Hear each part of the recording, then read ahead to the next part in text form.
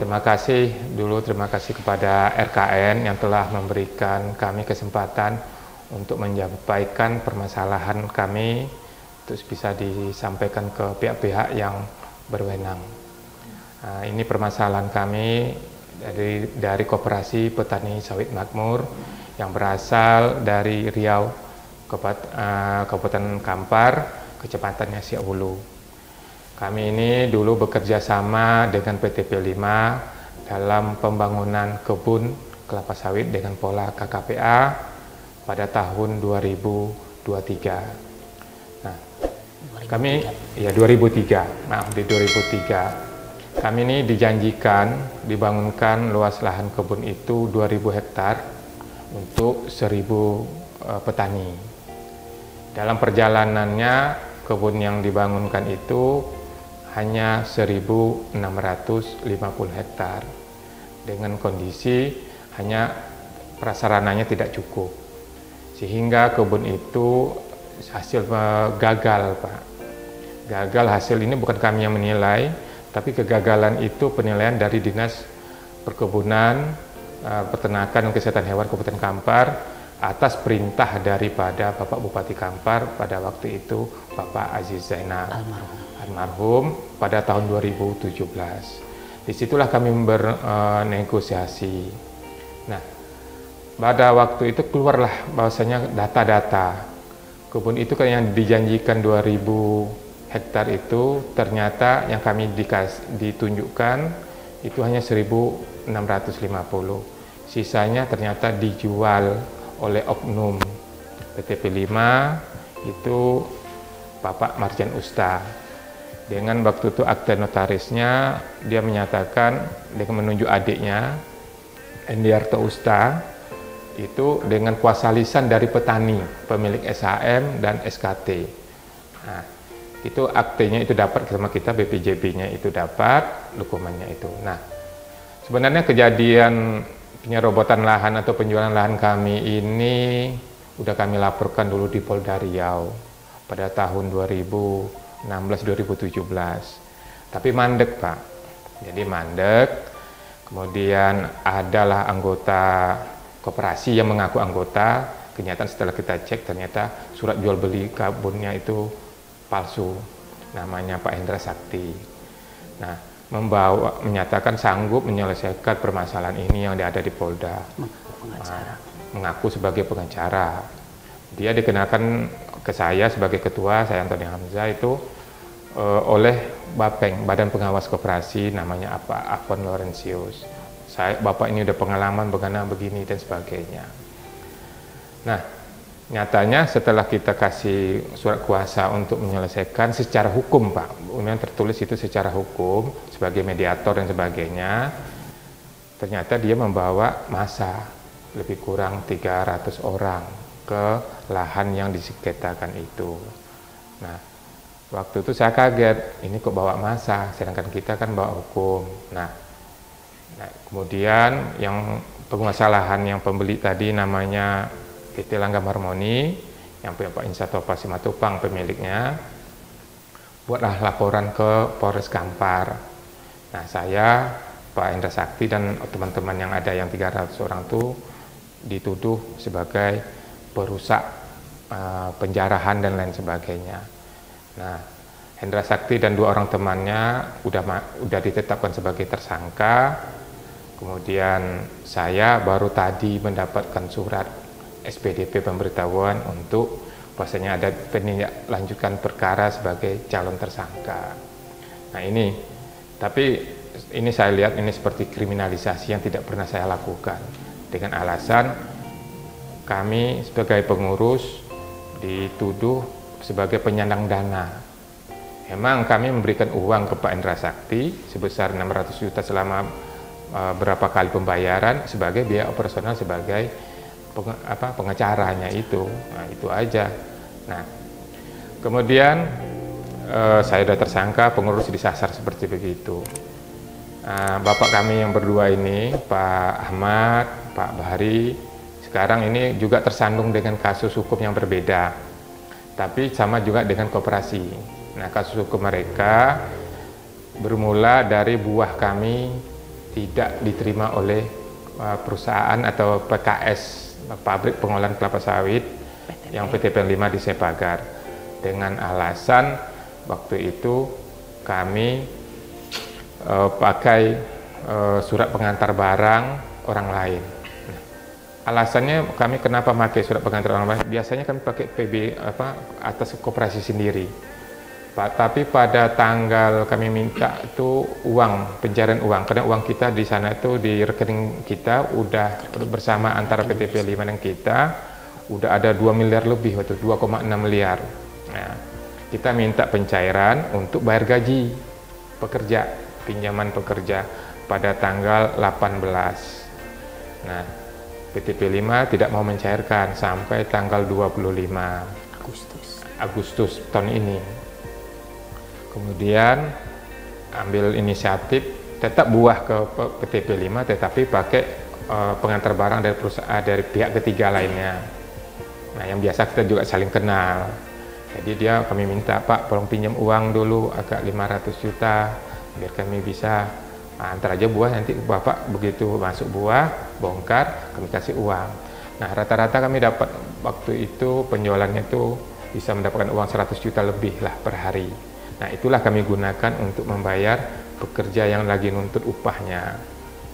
Nyatanya 2 hari kita pakai PB itu, perusahaan melarang kita untuk mengirim buah lagi, stop buah. Pada hari Jumat ya Pak Ahmad ya? Iya, nah, Jumat. itu pada hari Jumat, tanggal 27. Nah, itu ya, Agustusnya itu. Nah, hari Jumat sore 1 truk tidak boleh masuk. Yang lucunya Pak, Jumat paginya 4 truk boleh masuk. Nah, sorenya nggak boleh masuk. Hari Sabtu pagi saya hadir ke pabrik, membawa juga truk, agak 6 truk lagi buah untuk produksi itu hari Jumat.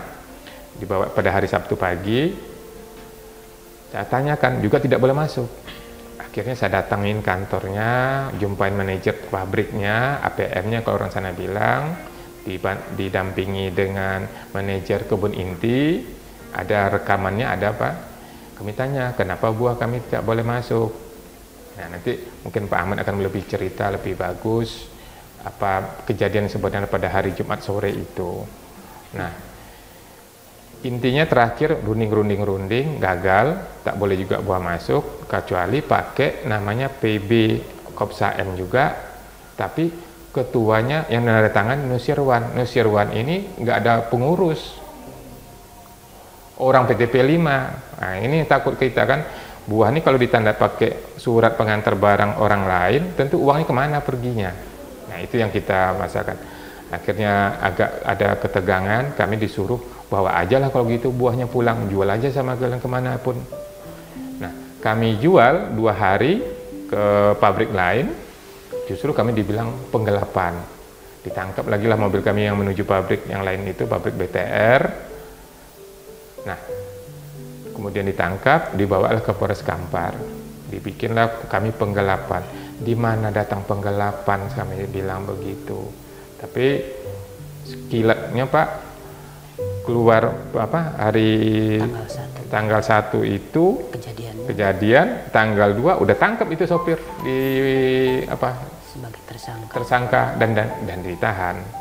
Nah, setelah itu berapa hari Pak Bahri Syamsul Bahri ini dipanggil sebagai saksi dengan sekretaris dan 2 karyawan kantor. Setelah pemeriksaan 3 hari berikutnya sudah ditetapkan tersangka juga. Ini memang luar biasa lah Pak, kenapa kami. Nah, kami yakin ini adalah backfire atau serangan balik dari kami melaporkan ke Barreskrim masalah penyerobotan lahan itu. Dan jadi dalam arti kata pembungkaman buat kami supaya kami tidak banyak bercerita lagi dan lain sebagainya. Dan saya ya tetap akan berjuang semaksimal saya walaupun saya sudah ditetapkan sebagai tersangka. Tapi kan belum tentu itu salah kan itu Pak itu. Tanahnya yang di Surabaya itu adalah milik ulayat yang telah dihibahkan ke petani, ke koperasi.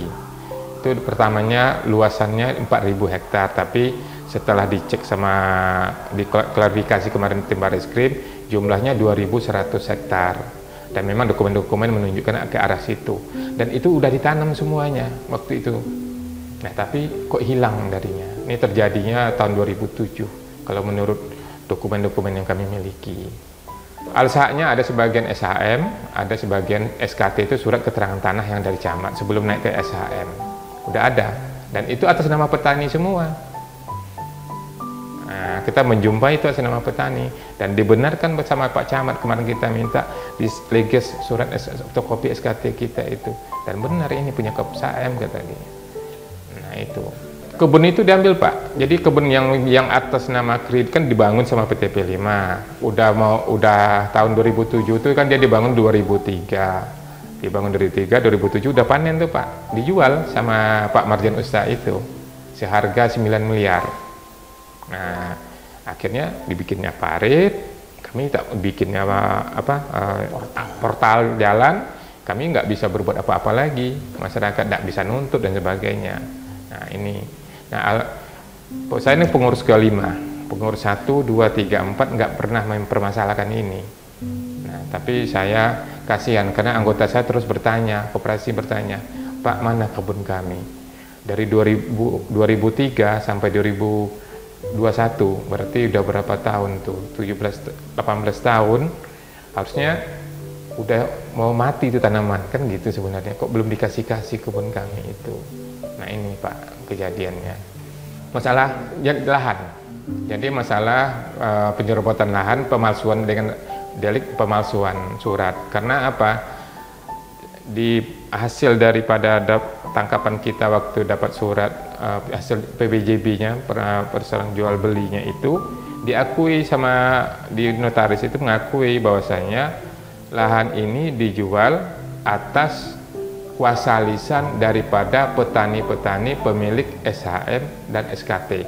Sedangkan petani nggak pernah memberikan kuasa apa-apa. Satu. Kedua, secara hukum kan kuasa lisan itu nggak ada rasa saya Pak. Tapi nggak ngerti lah saya bukan orang hukum. Tapi saya meyakini itu. Nah, disinilah kami minta tolong ke Setara. Bapak Endardi dengan timnya, tolong bantu kami. Ini nampaknya sudah mulai berhubungan dengan HAM. Kasihan anak orang-orang ini. Itulah masalah yang saya tahu itu. Udah turun kan tim Pak? Alhamdulillah udah turun. Maka saya bilang tadi 2 minggu yang lalu turun tim dari Barreskrim ke daerah Riau dengan 8 orang tim full, membagi kerja dalam 1 minggu, memeriksa lebih kurang waktu itu 37 saksi. Nah, saya rasa gara-gara tim Barreskrim turun inilah keluar mekanisme bagaimana menjerat pengurus. Ini tadi buah ditahan, dibilang penggelapan. Kalau saya dijerat dengan ikut turut serta demo yang dulu yang saya nggak ngerti apa-apa kan gitu. Nah itu Pak, saya baru tanggal 9 ini baru dapat SPDP suratnya. Tadi baru saya dapat suratnya, tapi tertanggal tanggal 9. Bapak ini, Pak Bari tanggal berapa ditetapkan tersangka?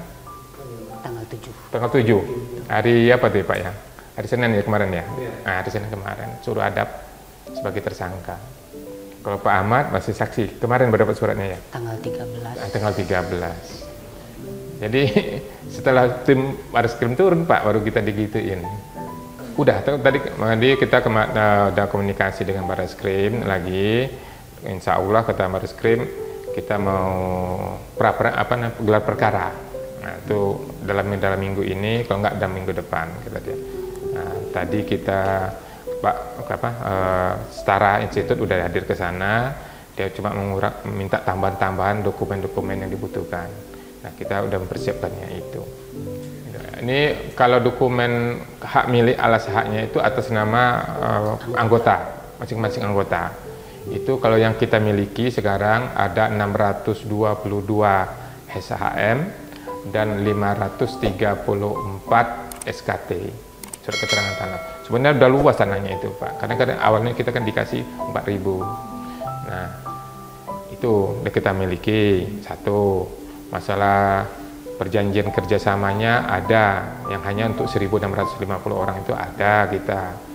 Sudah tuh bukti bahwasanya lahan itu dulu adalah milik kita, ada.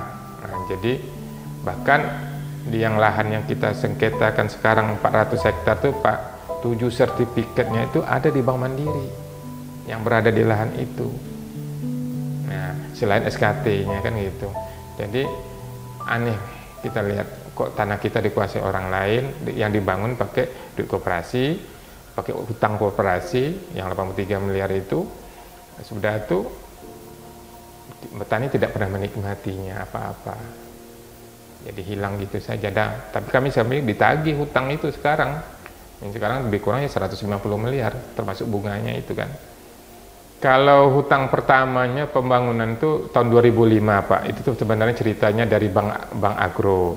Itu 2005. Di situ kita dapatkan data kenapa lahan itu 2000 ada di Bank Agro itu ada pengurus pertama bikin surat pengakuan hutang. Itu pertamanya untuk 400 hektar. Diakui hutang luas sebesar 13 miliar lebih. Kemudian tahun 2006 bikin lagi pengakuan hutang untuk 500 hektar dengan hutangnya 16 miliar lebih. Kemudian tahun 2008 kalau tidak salah saya bikin lagi pengakuan hutang sebesar luasannya itu untuk 1.150 hektar. Luas jumlah hutangnya 23 miliar lebih. Kalau saya hitung-hitung kemarin kita coba hitung-hitung total hutang awal kita itu 52,98 miliar. Nah, itu dia. Nah, dari 2003 saya bilang tadi sampai 2016 itu manajemennya PTP 5 semua. Membangunnya PTP 5, uangnya ke rekening PTP 5, tidak ada uang dari koperasi. Koperasi cuma diberitahu, nih bulan ini habis sekian tanda tangan pengurusnya, bulan ini habis sekian tanda tangan. Nah, tapi nyatanya uang untuk 2.550 hektar itu yang dibangun, yang dilihat, nah ini kebun kamu nanti jadinya. Tapi belum diserahkan Pak. Itu belum diserahkan. Sampai hari ini belum diserahkan. Padahal menurut perjanjian 36 bulan setelah pembangunan wajib dikonversi ke petani. Nah ini yang anehnya itu Pak, kira-kira. Kalau perdata kemarin kita udah coba Pak menggugat PTP 5 dalam bentuk wan prestasi. Pada tahun 2019 kita sudah mulai gugat di Pengadilan Negeri Bangkinang. Tapi kita dibilang nilai gugatan kita itu prematur. Belum waktunya. Nah, belum waktunya untuk menggugat. Karena di kontrak itu tertulis kerjasama itu berlangsung 23 tahun. Nah, saya bilang sama Pak Hakim, Pak Hakim kalau 23 tahun tanamannya udah mati, baru kami gugat gimananya, kan gitu. Tapi ya namanya kita masyarakat lemah lah Pak. Dibilang prematur, kita coba lagi ajukan kasasi banding ke pengadilan tinggi.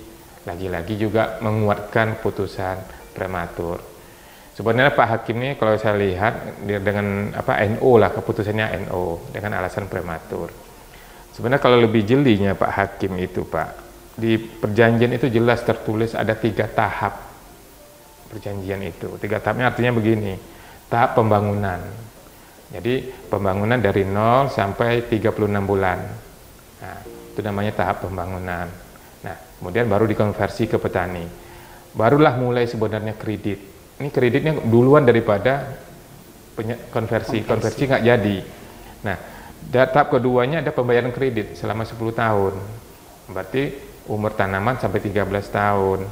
Nah, kalau udah sampai lunas kreditnya, harusnya diserahkan pengelolaannya sepenuhnya kepada petani. Nah, nyatanya setelah sampai 2017 nggak pernah diserahkan dari 2003. Jadi saya bilang ini ada apa? Nah, itu konversi tidak, semuanya tidak. Nah, itulah saya menyuarakan itu. Nah, itulah kita gugat kemarin di perdatanya, tapi juga NO. Harapan kami sebenarnya nggak neko-neko, Pak. Kami sebagai petani, ya, saya sebagai penyambung lidah dari teman-teman, harapan pertama tentu hak kami yang 2000 itu mana? Kami kan pengen punya kebun juga. Udah selama ini kami terzalimi rasanya, haknya mana? Nah, itu yang pertama. Jadi adalah lahan kami 2000. Kemudian kebunnya tolong ya ditanamnya kebun yang benar. Nah, kami merasa sangat rugi Pak. kawan-kawan kami yang selama ini kalau satu kapling itu 2 hektar bisa mendapatkan pendapatan bersih antara 5 sampai 10 juta per bulan. Kami waktu awal-awalnya saya cuma dapat waktu itu 50.000 per bulan per kapling. Saya punya satu kapling saja. Nah, alhamdulillah waktu saya jadi pengurus, kita kelola benar-benar, PTP 5 mundur, diserahkan ke kita untuk ngelola, tapi lahannya bukan diserahkan, kita kelola. Alhamdulillah sekarang ini udah bisa dapat antara 500, 400, bahkan kemarin ini dapat 700.000. Nah, permasalahannya akhir-akhir ini bulan Agustus produksi kita udah sampai dekati 1.000 ton per bulan itu, dengan total uang lebih kurang 2,6 miliar. Uang itu satu pun tak mau dicairkan sama PTP 5. Nah, harusnya petani kemarin gajian, pekerja gajian, udah mogok pada semua Pak. Jadi udah seminggu mogok kerja. Jadi kami rugi juga, uang tidak dapat apa-apa. Nah, ini bagaimana saya rasa saya sendiri sebagai pengurus dikriminalisasi seperti begitu. Dengan alasan prinsip kehati-hatian, kata dia. Saya nggak ngerti apanya. Kalau kita kan dulu punya lebih kurang 997 kepala keluarga, itu dari pemilik petani. Kalau pekerja, kita di dalam itu lebih kurang 120 orang pekerja, Pak. Nah, itu dengan keluarganya, ini pekerja. Karena pemanen kita itu udah ada 60 orang pekerja, 60 atau 70 pekerja. Kemudian yang pekerja pemanen, belum lagi pekerja perawatan tanaman, belum sudah tuh karyawan sendiri dari security sama karyawan kantor, mandor. Itu lebih kurang 30 mandor, itu lebih kurang 30 orang. Jadi kalau mau hitung-hitung, saya kerugiannya itu 120 orang pekerja semuanya, apa itu termasuklah pegawai-pegawai tadi kantor itu.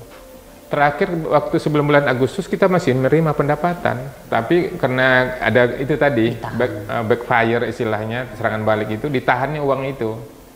Nah, jadi saya seolah-olah pengurus yang nggak bener lah, kan begitu. Nah, padahal selama ini terus terang sejak saya memimpin, saya keuangan itu saya laporkan setiap bulan dengan daftar penggunaan uang satu, kemudian keuangan saya, laporan keuangan saya itu diaudit Pak dengan akuntan publik. Per tahun pertama saya dengan nilai predikat WDP, wajar dengan pengecualian, gara-gara alasannya laporan sebelumnya nggak ada. Memang laporan dari pengurus yang lain nggak mau ngasih kan gitu. Tapi alhamdulillah setelah tahun keempat kemarin, ini tahun terakhir, saya dapat WTP 3 tahun berturut-turut dengan akuntan publik yang berbeda-beda. Artinya memang secara hukum keuangan memang udah clear gitu kan. Nah, yang itu. Tapi mereka tidak percaya sama saya, malah saya dibilang penggelapan, korupsi dan sebagainya. Ya saya bilang, coba akuntan publiknya kan ada, laporan keuangannya ada, gugat aja kami di pengadilan. Nah itu dari segi kepengurusan. Pada tanggal 27 kita lantaran sebelumnya pakai PB Kopsa sendiri yang atas nama tanda tangan Pak Ketua, kami kan tidak ada pencairan, tidak dicairkan orang itu. Makanya tanggal 27 itu pakai PB pihak ketiga, paginya itu kita 4 mobil bisa dicairkan langsung malahan ke rekening koperasi biasa. Sorenya ada yang berangkat 1 mobil pakai masih PB yang pihak ketiga itu atas nama Pak Rustian waktu itu. Ternyata di situ udah sedia orang-orang menahan gitu, bahwasanya tidak boleh pakai PB orang itu, lantaran katanya kita kerugian sekian rupiah pun dari itu, istilahnya kita tidak dapat keuntungan banyak gitu. Soalnya selisihnya kalau pakai PB pihak ketiga 30 rupiah. Makanya di situ sampai ada diskusi, cuman diskusinya agak tinggi, agak keras gitu. Sampai sama-sama ngotot, saya tidak mau pakai PB lain lantaran ya yang PB Kopsa jelas ditahan, terus ada juga dia menyarankan pakai PB yang atas nama Nusirwan dengan kopnya kop koperasi, tapi itu tidak biasa yang kita pakai, saya bilang itu tidak boleh, saya bilang gitu. Nah, pakai PB yang ini, yang PB Yahya mereka melarang. Kalau begitu udah nggak usah, saya bilang gitu kan, nggak usah dibongkar gitu buah-buah tersebut. Kemudian setelah beberapa jam kita diskusi tidak ada titik temu, ya selesai berikutnya ditunggu, kalaupun hari ini tidak bisa bongkar besok pagi masih ada, saya bilang gitu, makanya ditunggu sampai besok tanggal 28, makanya dilanjutkan dengan diskusi Pak Ketua datang ke PKS langsung. Nah di situ terjadi diskusi, emang kata Bapak tadi bahwasanya mereka ngotot harus pakai PB yang atas nama Nusirwan Koperasi Kopsaem, tapi atas nama Nusirwan ketuanya di situ. Padahal mereka itu mendeklarasikan diri ataupun entah pemilihan seperti apa, mereka pengurus katanya dengan alasan melaksanakan rapat anggota luar biasa gitu. Dari pihak manajemen waktu itu ya sesuai dengan Pak Ketua, silahkan kalau tidak mau pakai PB yang ini silahkan bawa pulang. Makanya selama ini kan selama kepengurusan dari mulai 2016 akhir kami tidak berani membawa buah keluar. Nah, hanya waktu itu kami berani bawa keluar lantaran ada pernyataan secara lisan. Gitu. Dibawa keluar sebanyak 7 mobil, dibawa ke PKS lain yang terdekat gitu. Sampai tanggal 28, 29, 30 tidak ada, 31 sampai tanggal 1-nya sampai tanggal 31 September kemarin. Agustus, tanggal 2. Tanggal 1-nya kejadian gitu maksudnya. Penahanan, penangkapan katanya dibilang penggelapan. Tapi yang ditahan cuma 1 mobil. Sementara yang lain yang satu lolos, yang kedua baru ditahan, yang lainnya masih di belakang gitu. Nah, ditahan, dilaporkan mulai ke Polsek, tidak diterima lantaran harus ada tindak pidana tertentu katanya dari pihak Polsek. Mereka berdiskusi dibawa ke Polres. Sesuai tadi Bapak bilang, yaitu dengan entah seperti apa prosesnya sampai ada tersangka kan gitu. Supir udah ditahan. Iya, supir dari tanggal 1 udah mulai ditahan, dari tanggal 1. Kemudian tanggal 2 ada pengiriman lagi. Tapi pihak PKS tersebut dapat telepon katanya kami tidak boleh menerima dari koperasi gitu. Makanya di stop tanggal 2 itu tidak ada pengiriman sampai tanggal 2. Tanggal 3-nya kami bawa ke PKS Bali gitu, ke PKS PTP Bali gitu, di PKPP kita. Tapi diterima padahal waktu tanggal 28 kan tidak menerima gitu mereka itu.